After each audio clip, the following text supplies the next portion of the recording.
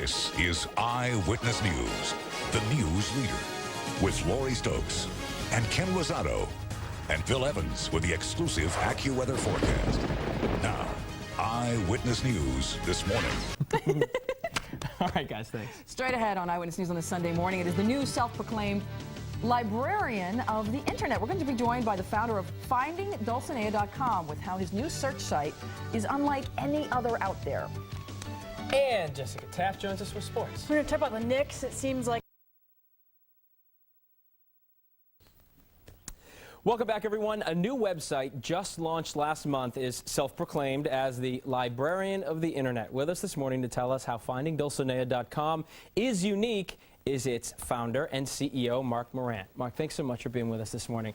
This is kind of cool for people who haven't heard about this, seen about this. Well, let's start with the name, Finding Dulcinea. Well, actually, it started out with my father, who has 7 children and 21 grandchildren, and he spent a lot of time trying to convince us to name one of his granddaughters Dulcinea. So here's your baby. So here's his baby. Dulcinea. And I actually named the company Dulcinea to give him his baby, and then the staff came up with the idea. They said, isn't the Don Quixote's elusive search for Dulcinea equivalent to the elusive search for good information on the internet?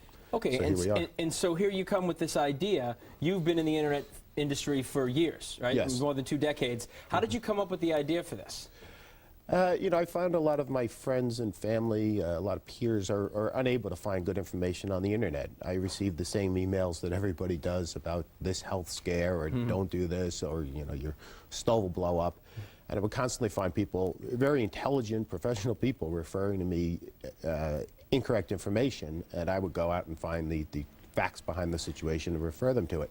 And so this is the idea behind findingDulcinea's. You actually have people researching, and then you direct people where to go to find the right information. Explain to me exactly how this works. I come to your website, what am I going to find? It's a human-powered directory of what we consider the best sources for information on the internet, arranged by topic. Human-powered how? Well, we have a staff of currently 28, and it's growing all the time. And they've spent more than 50,000 hours scouring the internet for the best sites so that you don't have to. So if you're searching a topic such as travel, we'll tell you the best sources to go to find travel information. Then we'll break it down on Central America and smaller countries, etc. You just gave me an interesting statistic while we were in the commercial break. More than half of the traffic, is it more than half now of the traffic on American sites comes from overseas? That's correct, and you know, obviously on some sites it's not quite as much, and some sites it's much more than that actually.